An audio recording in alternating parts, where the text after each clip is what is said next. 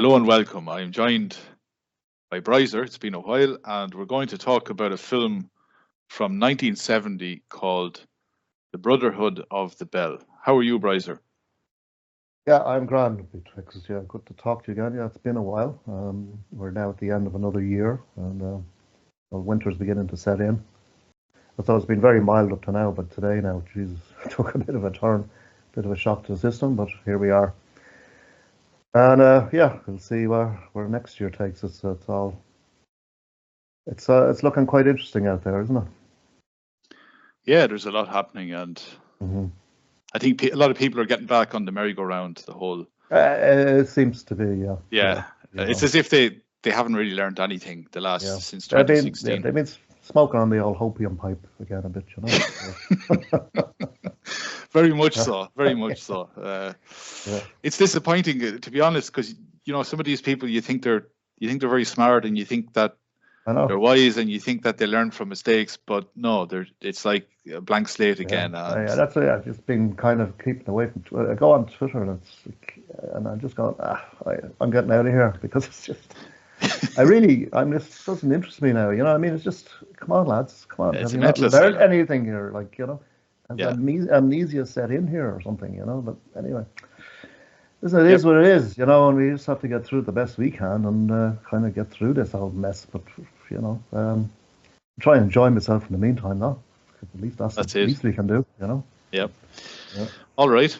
So I'll quickly give an introduction to this film. It was directed by Paul Wendkos. I couldn't find out anything really about him.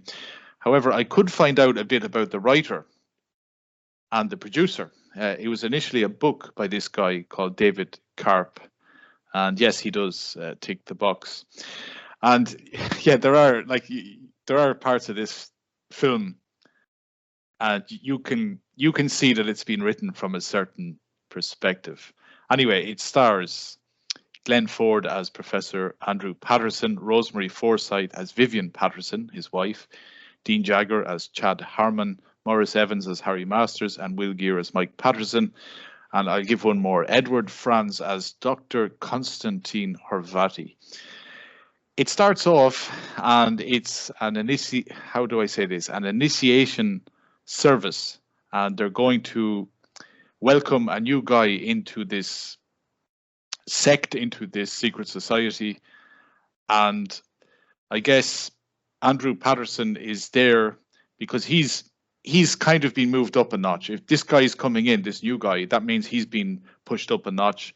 And then his boss, his superior, Chad Harmon, he's kind of saying to the guys, in the future now, we're standing in these positions around the bell, but in the future, you'll be standing there and you'll be standing there. And he tells them that obedience is the key, and that this organization has existed for 200 years and it will outlive every man there. What are your thoughts of the start of this film, Brizer?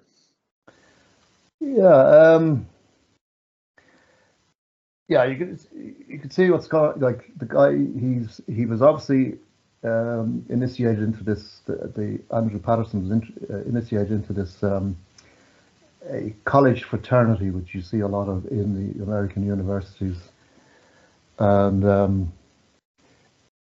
so they get them kind of while you're young, I suppose, or they see potential, people who have got potential, and they pull them in. Sorry, Brizer, just to say, would this be similar to that Skull and Bones thing? Yeah, it would have a similar thing, right. Definitely. And definitely this leads into like Freemasonry as well, which is what it's all about, really, I think, And this secret society is called the Brotherhood of the Bell. And I just looked up what, symbolism of the bell, what does that all mean? And I have some kind of interesting ones. It can symbolize the end or a beginning, moments of joy, a warning, and you're being called, which I thought was an interesting one because that's what seems to be happening here, and then victory, So there's, you can see why they kind of use that name, the bell. I think, church bells ringing and sorry, yeah. Yeah, I was just going to say, I think there was also I don't know if it's true or not, there was a weapon but used by the Nazis, or they were planning to use something called the bell.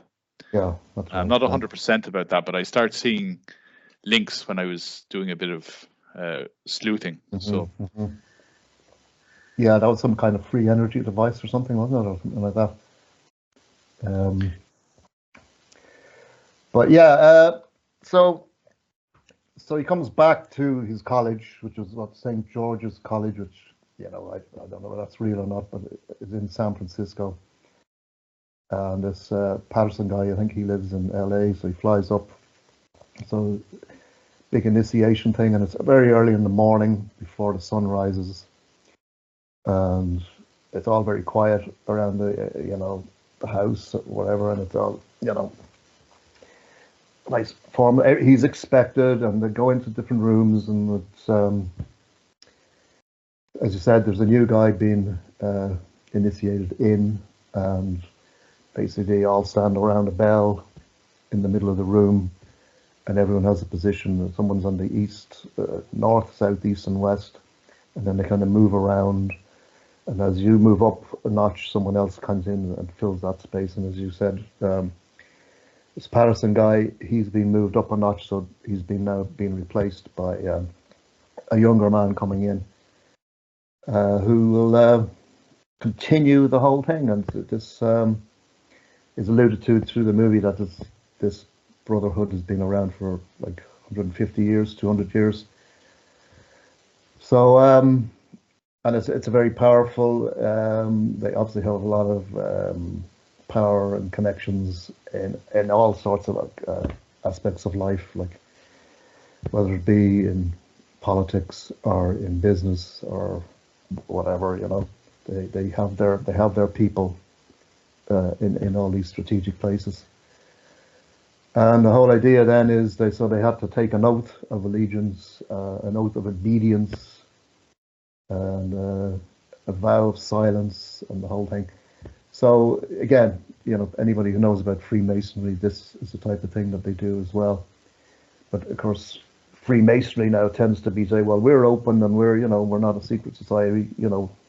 People can see what we do, and it's, of course, but they have that front that we do all this great charitable work. See, so we've got nothing to hide here. But of course, only when you go up the levels in Freemasonry does the where the real power structure kind of begins, so to speak. So I don't know whether this is a kind of another Freemasonic sect or what. I'm not sure, but it's definitely a fraternity, a brotherhood. And so the guy is initiated in, and nothing, no big celebrations or anything, but he basically he was given instructions saying that you will be called upon at some point in your life to do something for the Brotherhood. But while you're in the Brotherhood, you will be looked after. You will get good jobs. You'll have a nice life. You'll have a nice house. All that. You'll have all the good things. But there's a payback, as there always is, And when you look at what an oath is, really an oath is a contract, so you're basically signing a contract, and there's terms and conditions. So you have to give them this oath of allegiance and obedience and all of that, and also to carry out instructions when they're asked of you, well, actually asked of you, demanded of you. And it doesn't matter what it is. Now, I don't think they would go to things like murdering people or anything like that, but they could get you to do something that could lead to a murder of somebody, you know what I mean? They'll always make sure that they're not involved in that kind of thing, but they'll get somebody else to kind of do it. So it's obviously very shadowy, typical kind of, the people involved, very rich, very kind of influential, but working in the shadows, so to speak, and very much running the show when it comes to what goes on in the world, politically or in the corporate world or whatever. They have their fingers in every pie, and so you can see why young aspiring people who go to universities and want to be professional and climb that ladder to be involved in something like this is like they see it as a great thing to do without really realizing what they're getting involved in. And then they get into a situation where they have to carry out something that they don't really want to do, but they have to do it. And I think we kind of see a lot of that in this day and age, particularly in the political realm, you know. Because I think when you look at a lot of the politicians, I think a lot of them go in with kind of good intentions at the beginning, because, you know, they think, well, I'm going to go and represent my constituents and do good things in my community and all that. But then when they kind of sign up for the whole thing, they realize that suddenly it's a different ball game altogether, and they're doing things that they didn't really sign up for, but have to do it anyway, because there's some kind of threat or something, or blackmail looming over them. So yeah, that's an interesting start to it. You know, you could just see how it all happens, and I think that's a similar type of thing with the Freemasons. You go in, you do the same thing. You're selected. You can't just go up and knock on their door and say, "Can I join?" You have to be selected by them, and then you have to be vetted and all the rest of it. And then you're initiated in, and you work your way up through the degrees. But in this Brotherhood of the Bell, it's kind of, you know, the positions around the bell and how you move up. So yeah, that was the beginning of it. And so we move into the second part then, where Patterson gets his instructions, doesn't he? So what do you want to go from there? Yeah, sure. I'd just say that it's reminiscent too of the Cosa Nostra and Omerta and all that you don't go to the authorities. It's all in-house. It's all in-house. Yeah. And I was just looking there, yeah, the initiation ceremony for, a made man in the mafia. You know, it says a few drops of blood are spilled on a card bearing the likeness of a saint. The card is set on fire. And finally, while the card is passed rapidly from hand to avoid burns, the novice takes an oath of loyalty to the mafia family. And I was thinking, that especially I'd say the Sicilian mafia, Sicily would be very, very Catholic. Mm-hmm. And the fact that they get you to burn, a saint's, a depiction of a saint, they're really telling you we're your God here. The mafia is your God. We are your religion.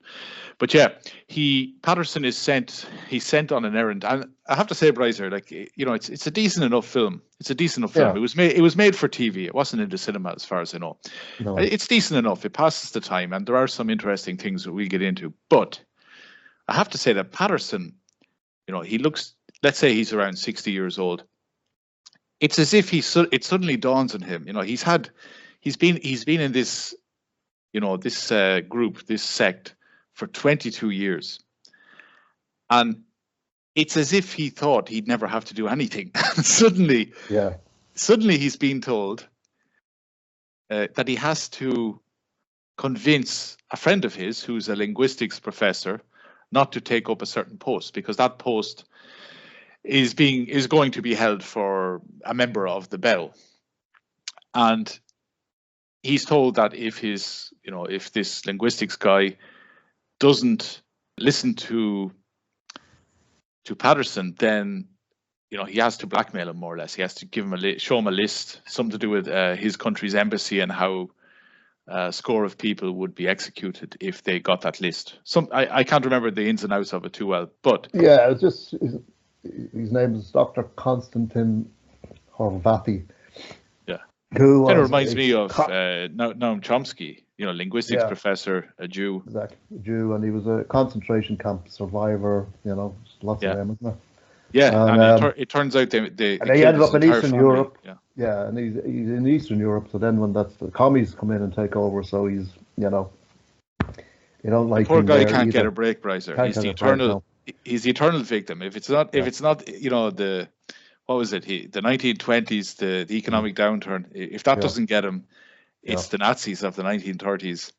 Yeah. And then if that doesn't get him, it's the communists of the 1950s. The guy just could never get a break. Couldn't. So he goes over to the land of the free and home of the brave.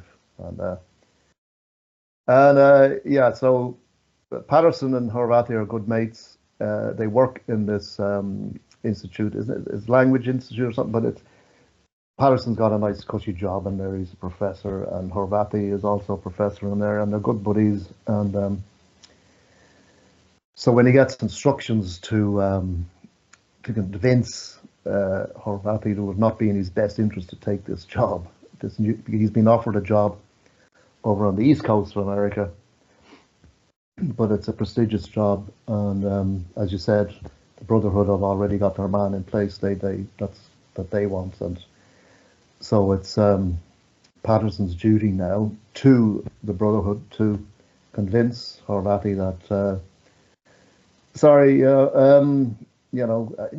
he's just saying, well, like the weather back east is bad, and the weather's beautiful over here in California, and a nice lifestyle, and you got a nice cushy job here. Why would you want to go over there? But Horvath is kind of stubborn, going, no, I've got to do this. This is a great opportunity, and so Patterson realizes this is not going to really work. So as I said, he comes out with it and says, listen, this is the way it is, and shows him a list of dissidents in the country where Horvath came from, somewhere in Eastern Europe, who were in prison, and that, or I don't know if they're in prison, but they'll be rounded up anyway, put in prison and tortured and probably executed if Horvath takes this job, and whether that's true or not, we don't know. But that's the kind of blackmail. Basically, he was blackmailing Horvath, and he didn't want to do this because he's his best friend, So, and of course, Horvath then he's very upset over this, and like, what are you doing to me? And where did you get this information from? And all the rest of it, and it ends up then he goes and commits suicide that night, and I suppose we'll go from there.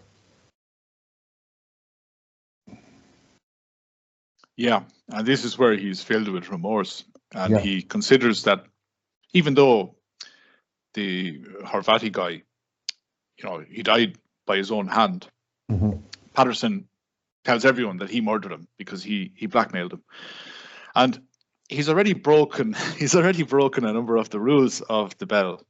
Yeah.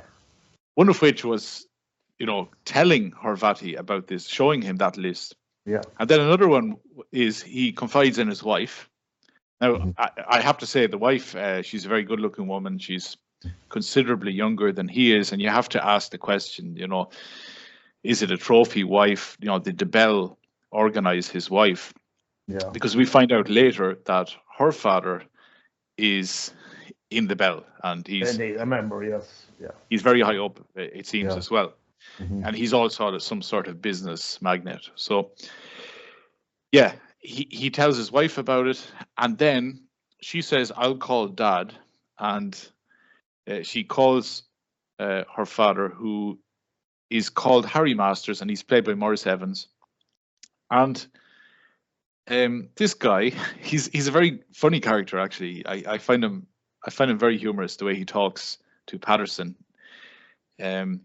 He's always telling Patterson more or less, "Oh, relax," and he's always trying to gaslight him. But he says, "I know someone." He says, "Don't go to the police. I know someone, who works high up in the government, kind of a Fed, and you tell him what you've told me, and you've a much better chance of getting justice or whatever," and pulling away the veil from this organization. Yeah, instead of going to a local plod, let's go to the big boys, Yeah, and, he tells him the guy's name is Thaddeus Burns, and it's a great scene, actually, because they go together to this office that is practically empty. It's got a table and I think 2 chairs. And there's nothing else in it. And Thaddeus Burns tells him that it's a cover office. They use offices like this for, really secret work, especially against secret societies, and that they'll only use the office once and then it'll never be used again. Mm-hmm. And Patterson is so convinced by this that he doesn't even ask Thaddeus Burns for any ID. He just hands him the documents and tells him, and Thaddeus Burns says, "Okay, well, what we need you to do is keep quiet because you could hamper the investigation. We're really onto this the Bell, and what we need you to do is keep stum, and when we need you, we'll call you, and then we'll get our indictments against this organization." Mm. And Patterson doesn't even think this is strange. He's like, great, the wheels are in motion here. And yeah, the father-in-law anyway is a member, and he's organized this little stunt to try and keep Patterson quiet for the moment. Anything to add here, Brizer, about this scene? Yeah, and also like when they go to, like, before that, when Patterson gets his instructions, right? So he's told to go to an address, pick up a letter, pick up his instructions, all of that, and then you don't know who you're picking it up from, but this is where you go, pick up everything, pick up what you need to get, and then go and And so when he meets Thaddeus Burns, who tells him exactly the same thing, exactly the same procedure, and Patterson goes, "Well, how do you know that? How do you know that?" I said, "Oh, well, that's how they work. We've been tracking the Bell, this Brotherhood of the Bell, and we know how they operate. They do this type of thing, So that's how he kind of convinces Patterson. But you can tell straight away that old Thaddeus is a brother as well, isn't he? so they have their people all set up, and yeah, he convinces them pretty well that this this federal agent or whatever is going to sort it out and look into it, and because Patterson says he's full of remorse. He blackmailed his friend, which caused his suicide, so he feels very responsible, and he feels that it's the same as murdering him, basically, And he wants to, get back at this Bell, this Brotherhood that kind of served him well up to now. And the whole thing was, at the beginning, you have to do what you're told, no matter what it is. And he was given instructions. He didn't carry out the instructions, really. The only thing was that the Horvathi guy committed suicide, so it worked out well for the Brotherhood, because now they got their man in place in the other job. All he had to do now, Patterson, was just to stay quiet and carry on life as usual. But he decided, no, I want to get back at these people, because he was full of guilt and remorse. And but he's been played, and he goes and meets the guy, Chad Harmon, who was at the beginning of the film, who was kind of the main man, played by Dean Jagger, who was saying that, this is what you have to do, at the initiation ceremony, with the young guy telling him, like, you have to follow instructions, and we need obedience and silence and all of that kind of thing. And Chad Harmon kind of admonishes Patterson, says, you broke several of the rules there, you told your wife, and you told Horvathi of the plan and all that. And but the thing is, the matter's over now, so just leave it. It's done, But poor old Patterson couldn't leave it alone, so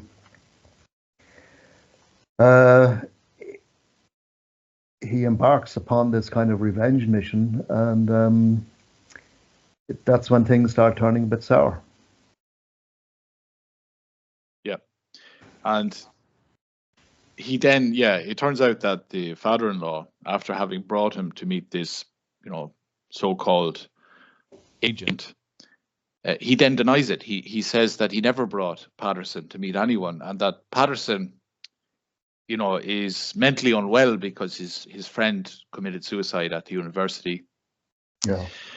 And Patterson, he goes to a cop, and the cop is taking him seriously until he phones. Actually, it actually was another federal agent, but this guy was legit. He calls this federal agent who's actually legit. And they're going, we don't know this Thaddeus Burns. We don't know anything about him. We don't know anything about his offices, his cover offices and stuff. We don't know anything. Yeah. And they say, and if we did have a cover office, it wouldn't be in a federal building. Exactly, yeah. Yeah. So he says, who's your father-in-law again? And I says, okay, he's got his phone number. So he calls him up. And then the father-in-law says, yeah, the poor guy, he's had a stressful time. And feels very guilty and remorseful about the death of his good friend, and the depression setting in and stuff like that. And the federal agent goes, yeah, whatever, So it doesn't take him seriously, So he realizes that he's not going to get any help from this direction. So he feels like that he's going to have to do this pretty much on his own. So anyway, and he is on his own because his wife, she eventually sides with her father, and she doesn't want to be called, like, she says she's more delicate than Patterson, and that if people, where she lives, start pointing at her and saying that she's crazy because she's married to a nut job, so she's very worried about her social status, and she decides that it's not working out. And I think Patterson, he's sitting on the bed when he's having this conversation with her, and he seems to come to the conclusion that he doesn't need her anymore either, because I think he's acknowledging that she was given to him. He actually says it, like something like, you were given to me, and they can take you away. And he's kind of like, well, they can have you because I don't want you anymore. So I know you could see as well, even from the beginning when he came home earlier, when he came home, and says, "Oh, hello, darling. How's your day? How's your trip and all that?" You see, it's kind of a loveless marriage, and again, there's no children there as well. Have you noticed that? And but she's just kind of adoring wife. Oh, honey, let me put on the dinner for you and all this, and so she is, that trophy wife, that Stepford wife, who was given to him. She's a good-looking girl, and didn't they go out for some function as well? And he says, "Oh, I'll dress up and all of this." That was the night that Horvath committed suicide. They only found out about it afterwards, So you can see that she was kind of given to him, and I think even though she does care about him, she kind of loses patience with him, because she's saying, why did you just let all this go? He's dead now. Something else, you can't bring him back. You've still got a nice job, and everything will be fine. So, and I'll go off and I'll play tennis with the girls, and I'll have bridge evenings with the girls and everything, and you go off with the boys, and everything could be back to normal again, But now Patterson decides, no, I'm going to get these bastards, and expose them. And so where does it go from there then? We could get in, Brizer, to the part. Patterson's father. He's this big, tough Irish guy. Worked as a ditch digger at some stage, and now he's a multi-millionaire. And it's all because of the bell. And Harman tells Patterson, your father, the reason he won every single contract in his business is because you're in the bell. Yeah. And Patterson doesn't want to believe this at all, but it is true that he actually tells Patterson, you have never competed for anything in your life. It's all being given to you. And Patterson's like, no, I competed. There were other people, looking, and he's like, no, you never competed. So everything he owns is due to the bell, and his father's accomplishments are all due to the bell. And Patterson tells his father this, and the father, they come to an agreement. The father will try his best to go after these guys in his own way, and Patterson will go after them in his own way. But unfortunately for the father, the bell, they bring in the what do you call them?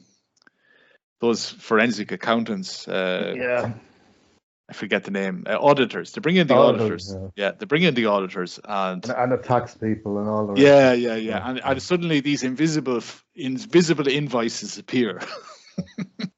So I don't know anything about these. Where they came from, you know. Yeah.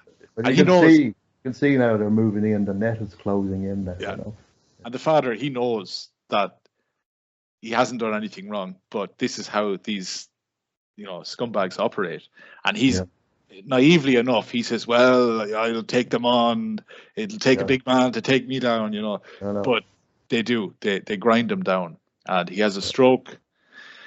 And he has a fight, doesn't he, with the Patterson's father-in-law. That's right, yeah. He challenges him and says, what are you trying to do with my business, and you're upsetting my son and everything, what's going on here? And so they meet in his office, and he locks the door, and he starts giving them a few slaps around the place, and then as he's doing that, he kind of gets a bit of a stroke or a heart attack or something like that, and then he collapses on the floor, and he's taken to the hospital then, where he eventually dies, But just talking about that actor, I was just looking at him and I said, I know that guy from somewhere. And I was like, where did I see him before? Because his voice was very familiar, and his face, and I thought, where the hell did I see him before? And I checked it out. He was Grandpa Walton in the Waltons. Remember the Waltons? Yeah. I remember it. I don't think I ever watched a full episode, but I remember the introduction. Yeah, I just Walton when I was younger, was always on the television. It was all Grandpa, and there he was. And I thought, yeah, that's it. And there's another character as well I recognised pretty much straight away. We'll get into that as the plot thickens, as they say. I think I know the person you're talking about, because we get into it here that Patterson is desperate, and he decides that he's already tried the media avenue as well, and the members of the Bell are very slick in front of the camera. They're able to laugh it off, saying it must be a very secret organization. If I didn't know I was a member, this type of stuff. But he goes on a TV show. Now, I think he hasn't done his research. He thinks this is a serious he thinks it's like a serious current affairs program, but it turns out it's more like Jerry Springer. It is, yeah. The host is called Bart Harris. He's played by William Conrad. And the idea of this show is to humiliate the guests. And that there's an agenda here. Mm-hmm. They want to give you so much information that you won't know what to do with it. So Patterson has gone on, and I don't think it shows him doing so, but the idea is he's conveyed to the audience that there's this secret organization called the Bell, and everyone's already heard of the Bell now. They're sick and tired of hearing about the Bell. It's no longer important for your average Joe. And then the host decides to let people come up to a little podium and give their opinions. And we have this African-American guy. He comes up and he says, I forget what he says, his name, some weird name. Chief or something, isn't he? Chief, and then a real strange African name. And everyone thinks this is hilarious. And he says, I know that secret organization. I've known it all my life. He said, it's racist. It's a white supremacist organization to keep the black man down, and it's racist and racialist and all this, which wasn't really, that language wasn't very common.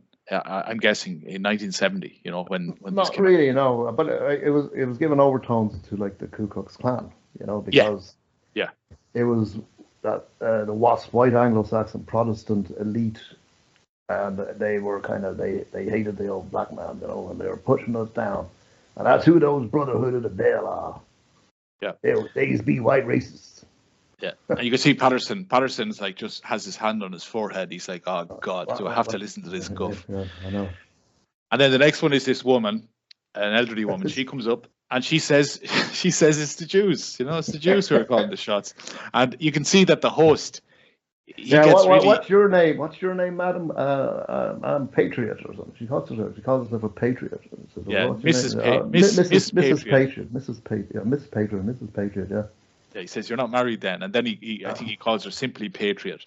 And she says, you know, it's the Jews. The Jews are the ones calling the shots. And, you know, if you want, you can send letters to P.O. Box. And the host immediately shouts her down saying, you know, "Oh, why would you want to pollute, you know, that part of America with that post?" And then he calls her, I think he Pasadena, the P.O. Boxes in Pasadena. Why would you put the poor, you don't even live in Pasadena. So why would you put the poor old people of Pasadena through all of this? You know?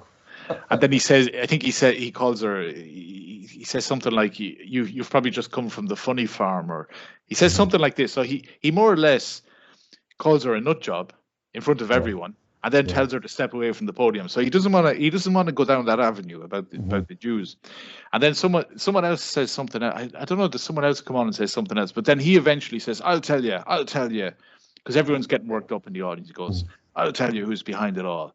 It's the Vatican. It's the Catholics. The Catholics. Yeah, it's the Catholics, the Jesuits." And then everyone's going mental. And then eventually he says, you see, you idiots believed what I was saying, but I was just throwing up another conspiracy theory, you know." And this is the idea. And a lot of people have gone into this recently, in the last 10 years or so, that what the media does now, in many cases, is they will give you 3 or 4 different perspectives. Not always, but at times they will. They'll give you 3 or 4. And the idea is that you're so swamped with information that you actually can't develop your own perspective. Yeah. And you start feeling that you're not clever enough to, you know, go through this information and select what's true and what's false. So in this case, you've people saying it's the WASPs. You've people saying it's the Jews. You've people saying it's the Catholic Church. And at the end of the day, you're none the wiser. And you know, the host, he starts insulting his audience. And when Patterson tries to challenge him, and I'm sure you noticed it when you were watching this film, Brizer, that there is a bell on the table. The host has this bell on his table. He rings the bell. Yeah, that's right. He starts ringing the bell, but he rings it like a village idiot, you know. He rings it like a village idiot, more or less telling everyone, you know, my guest is a village idiot. Look, he's like this. He's a guy running around ringing a bell. There's another crazy conspiracy. Take him seriously. Yeah, go ahead. Another crazy conspiracy, you know. Everyone's here shouting conspiracy. And it's a Patterson guy. He's just saying another conspiracy, the Brotherhood, the Bell, and they're running the world, blah, blah, blah. And there's no proof, no evidence. And of course, Patterson's really getting pissed off now. And says, I have the evidence. And he's just laughing at him. So he attacks him on the stage and tries hitting him, you know, and all the rest of it. And then he gets arrested and he lands up in the clink. And there was that, you know, so he gets bailed out of jail anyway by his boss that he works for, who's another professor. There was a period before all of this happened, where he said he was going to go and expose the Bell, that he came to work the next day and his office was being redecorated. His secretary had gone off on holidays or something like that, and he was just told to take the week off. So he was thinking then, is his boss in on this too? But it turns out that he wasn't really.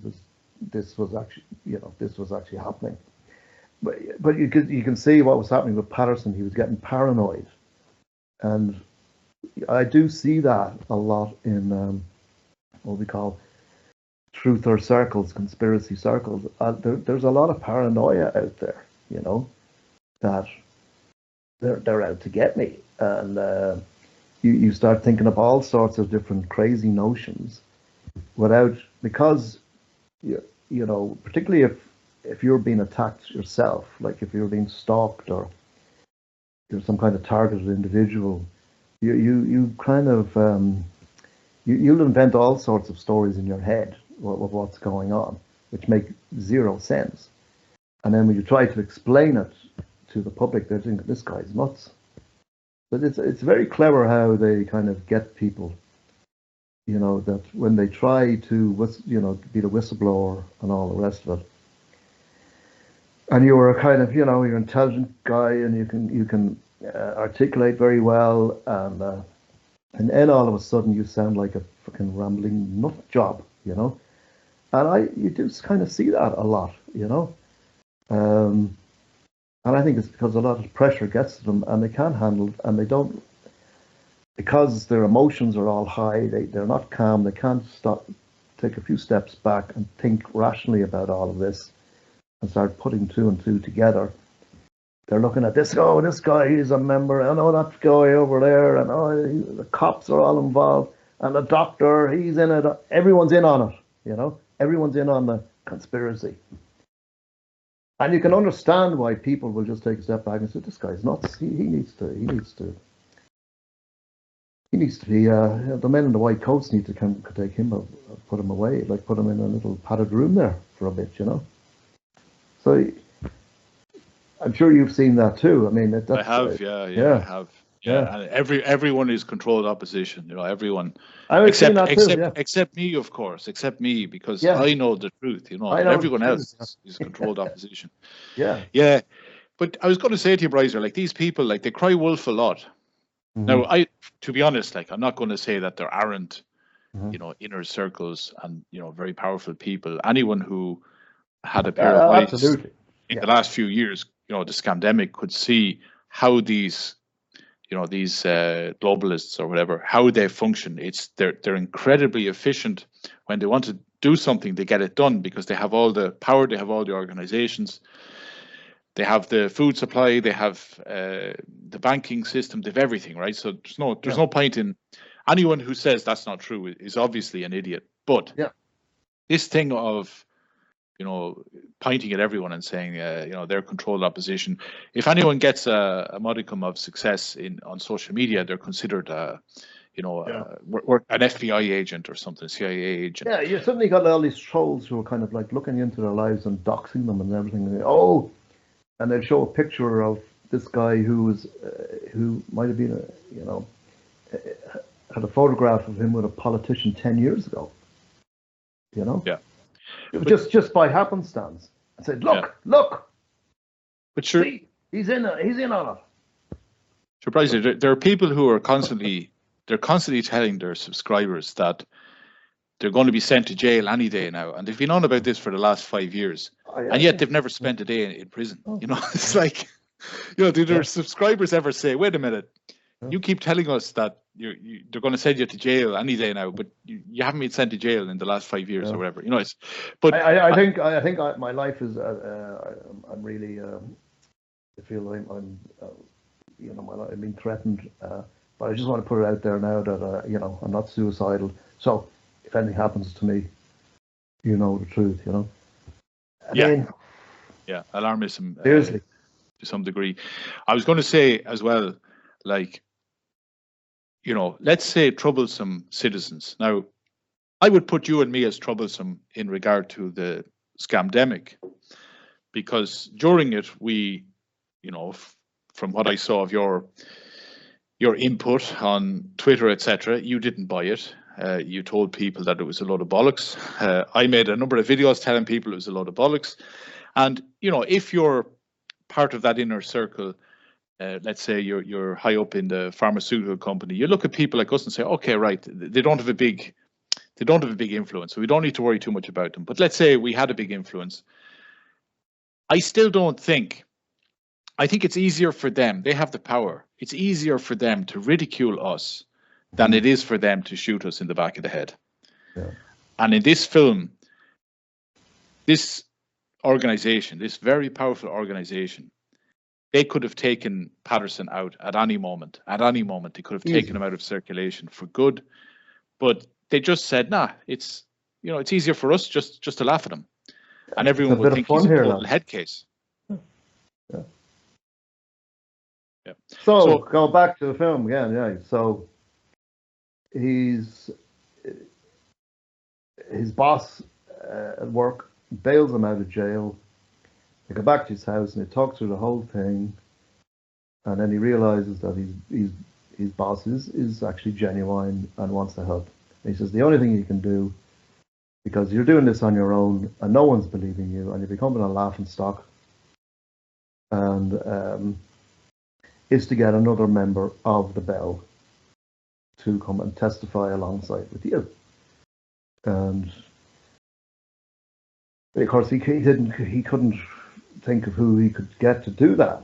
But then he stayed overnight at their house, and then he thought of the guy that he initiated in the first place. So going back to the beginning of the movie, where they initiated this young guy in who was taking his place as Patterson moved up the ladder.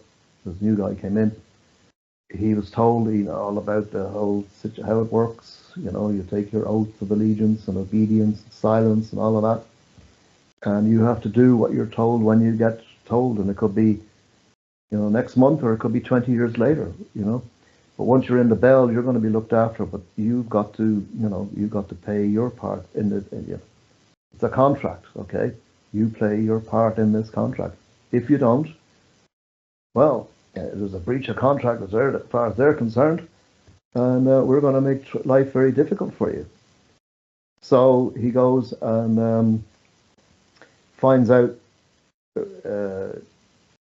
he is obviously a student in St. George's College, so he flies up to San Francisco, goes into the students' quarters and whatever. Eventually finds out what room he's in, goes into his room, and he's in bed, and he says, "I need to talk to you." And he says, "You know about the Bell, you know what's going on, the whole thing." He says, told him about what happened with these Horvathi, the professor, and I blackmailed him, which led to his death. And we got to expose these people because these are dangerous. These are not good people, but I need your help. And the young guy is he's sitting there, and you can see he was struggling with this. He says, "God, I've got a big career ahead of me here. I've got a good life ahead of me. What am I going to do here?" And he says nothing, and Patterson just walks out and goes, "Shit, it's they've beaten me." Basically, he was. And we're coming to the end of the movie here now, anyway, and at the end, Patterson, he's walking down this kind of hallway or tunnel or something. I don't know where that was or what that was meant to be, but he was. I'm sure there was, if you think about that, there's probably a bit of symbolism in that, where he was walking down a tunnel and then there was a bit of light at the end of it. And then he heard this footsteps running behind him at a long distance, and then he turns around, can't quite make out who it is. And it's the young guy came up and says, he didn't even say anything. And Patterson says, "Great, now let's go get him." And it ends like that. So, yeah, interesting one, that. And again, going back to the other one of the, I talk about Patterson's father, who played Grandpa Walton, the guy who played the TV show host, William Conrad, played Big Frank Cannon. He was the TV detective. That was back in the 70s. Do you remember that? Did you ever see that, Cannon? No.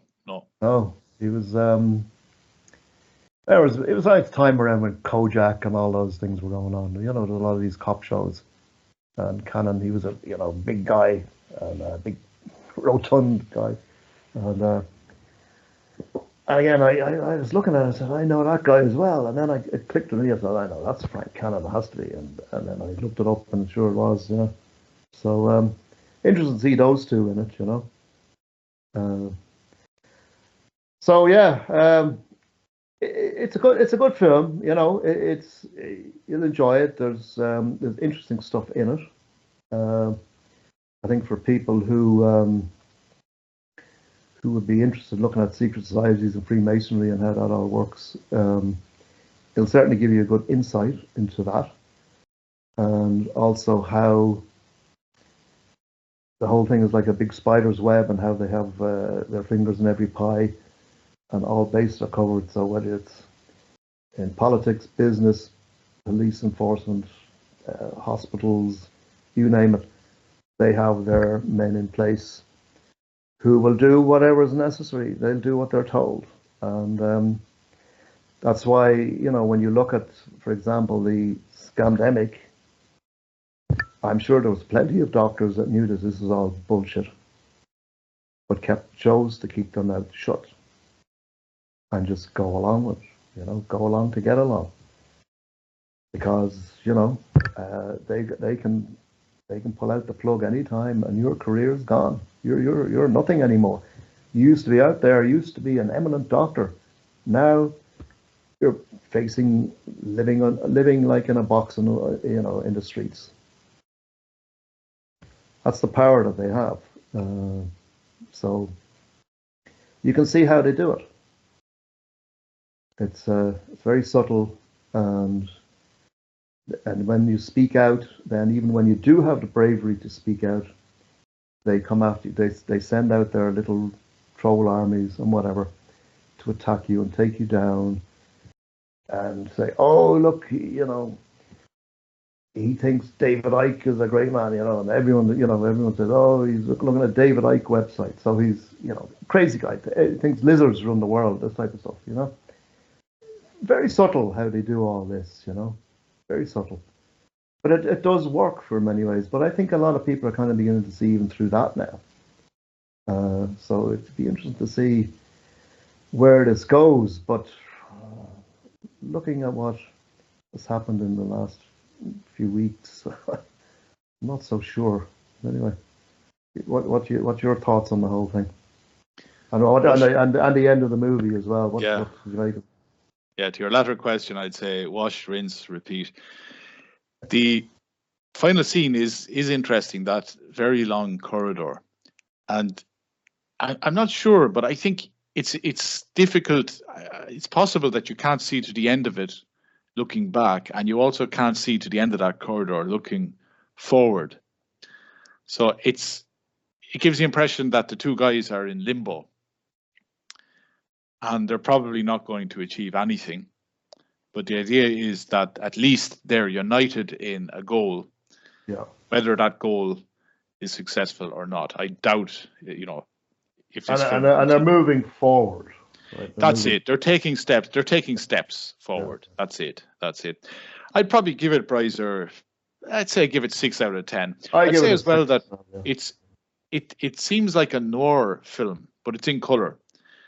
The style, the camera work, you've got these weird angles every now and then, and you've got the way the camera pans a certain way to express that Patterson is going crazy. It seems very much like a noir film, obviously well past the end of that genre. But I'd say 6 out of 10. It's easy to watch. It's about an hour and a half long, so it's not too taxing. Yeah, in that regard.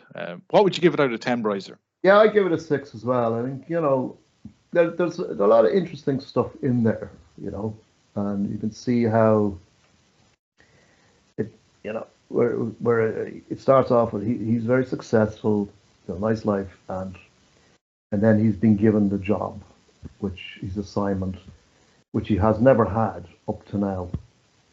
As he found out then that his father who's now a successful businessman, building contractor, and got all these contracts because of the bell, and he realized that his whole life basically it's kind of been a fake, really, hasn't it? He hasn't. Yeah, he's an intelligent guy, but he's nobody's questioning him on anything. He's just he does his job. He's got his trophy wife. Everything's good, And you can see why a lot of people would like a lifestyle like that. You've got a nice big house, a couple of cars, nice vacations. But as I said, you're going to get that letter in the post, or you might have to go to a house to meet a man, to meet another man, to meet another man, and get those instructions. And then when you open that letter, you're going, oh shit, what's in here? And you got to carry it out. Yeah. Because it's payback time, you know? It's kind of like people who take out bank loans. Yeah. And it never crosses their minds that in the future they'll have to pay back those loans with interest. And then they get very upset and confused when, they start getting letters from the bank, with the red writing and all that. I leave you with the final word, Brizer. And before I do so, I'd like to thank Brizer for coming on. I will put a link for his Twitter in the description of this video. And I'll just say, as the host of this podcast, that it's not the WASPs, it's not the WASP elite, it's not the Jews, it's not the Jesuits, it's the Brizers we've got to look out for. It's the Brizers. Oh, yeah, that's it. Well, I have my little society going now. I'm enlisting members as we speak, so I'll just ring the bell and hopefully people will come calling. The Brizer bell. That's good, isn't it? That's a bit of a nice little sound. Has a nice ring to it, Brizer. Has a nice ring to it. Very good, very good. Yes. And but yeah, I recommend it. Have a look at it. I think particularly for people who are probably figuring out Freemasonry and can't quite get their head around it, that's a very good introduction to that. And as to how it all works and how the system works, okay? So even if the orange man, Donald, gets in, he's part of that system, and I'm sure he's going to get an envelope at some point to deliver. Yeah, I mean, we don't know how that's all going to work out. Yeah, interesting times ahead. Next year, I mean, to be quite honest, I'm not going to be worrying about the future because I don't know what's going to happen. I'm just going to go from kind of day to day at the minute and enjoying it as I can. But it's comforting to know that once you know that there is a lot of nastiness going on behind all these scenes, and you realize what it is, you can kind of avoid it, but you can also do some good things by alerting other people to maybe what's going on. But the way to do it is to not be paranoid or whatever. And I kind of found that out myself when I was waking up to a lot of this, that I was shouting at people, 9/11 was an inside job, and people are just looking at me as completely nuts. And I realized I had to just calm all that down. And you just gently throw these nuggets out to people and let them process themselves. Because at the end of the day, it's not my job to wake them up. I mean, I pretty much woke up on my own. I'm sure you probably did as well. You realize that something's not quite right here. So you did a bit of digging. That's what I did. I did a bit of digging, and I came up with a lot of stuff. And then one thing leads to another, to another, to another. And here I am now. And I've been through a lot. I've challenged the system quite a bit, actually. But I came away unscathed because once you have knowledge of what's going on, you can find a way around it without getting hurt, because this system will hurt you. If you go in there all guns blazing, they will come down on you like a ton of bricks. That's my experience of what I've seen. And whether they'll just ridicule you or, if you're that dangerous, they will take you out, But I don't think they see most people out there, these so-called activists out there, as that dangerous. They knew this was going to happen anyway. So they're just managing the situation right now. So I think there's just what we're seeing now is a kind of a changing of the guard. Yeah, I think we'll see the end of a lot of this wokeness and all of this stuff. I think that's kind of gone by the by now. That's gone past its sell-by date. And we're going to move into a more kind of Christian Zionist right-wing type of stuff. I think we're going to see a lot of that creeping in. That's my take. I could be wrong on that, but I think that Yeah, have you noticed as well, Beatrix, a lot of these well-known alternative celebrities are all converting to Christianity. Have you noticed that lately? I have, yeah, I have. And a lot of them, right up to 5 minutes ago, they had led very degenerate lives, but all they had to do They was get a bit found of magic Jesus. water, just a little Found sprinkle Jesus. of magic water, and it's all, they've been cleansed, and Yeah. they're new people now. And Yeah. once you say, like, I said this to someone recently in a chat, if you wanted to, to be on YouTube and the other platforms, and you wanted to make a fortune or you wanted to make a living, all you'd have to do is every 10 minutes, no matter what you're talking about, you just say these 3 words and the money will come in. You say Christ is King, and the money will come in. But yeah, I've seen some of this, and the Christians, because one of the tenets of Christianity is forgiveness. So these degenerates who suddenly say they've seen the light and they're now Catholics or whatever, they're welcomed in with open arms. And it's like they look, I've seen some of these, and they look like, you can see the smirk on their faces. They look like foxes who have got into the hen house. Yeah, I know. I just, that's what I'm seeing. It's pervasive. I'm seeing it all over, particularly on Twitter or on X, whatever you call it. Find God, go to mass, go to confession, say the rosary, all this stuff. Fantastic pressure valve, Brizer. Absolutely fantastic. It stops people from thinking and trying to analyze. Yeah, the Messiah is coming, and that's it. And Donald Trump could be, he's helping in that whole thing. And I think that's where it's moving. I think it's just a kind of a changing of the guard, so to speak. I think that lefty cultural Marxist stuff, I think it's had its day, though it's still going to linger, like the COVID crap. It's still going to be lingering there, like a bad smell. But it's going to move much more to kind of a hard kind of Christian Zionist right wing kind of we burn you at the stake if you don't believe us type of thing. Which is that any better than what we had, really?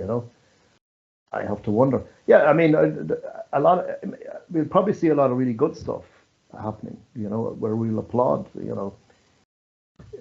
things that probably, things like abortion and stuff, that might be all curtailed, and gay marriages and all that kind of thing, which we all disagree with on that. I think that will all be kind of curtailed, and we'll see the woke mob, the pink hair brigade, going a bit nuts for a while. But I just see that we're going to have more of a very Christian type society. But are they really Christians? That's the whole thing. Are they going by what the message of allegedly what Jesus said? Or is it just another control system? And pull people in. It's to say, look, things are now changing. Isn't it great? And everyone says, we've beaten them, we've won. Well, no, we've just moved on to another stage. So just kind of, I'd say to people, if people disagree with me, fine, but I don't care, to be quite honest. This is what I see. This is from my perspective, this is what I see. And I think it's just by watching all of this down through the years, seeing how the whole thing, it's like ebb and flow, it's all kind of cyclical in many ways.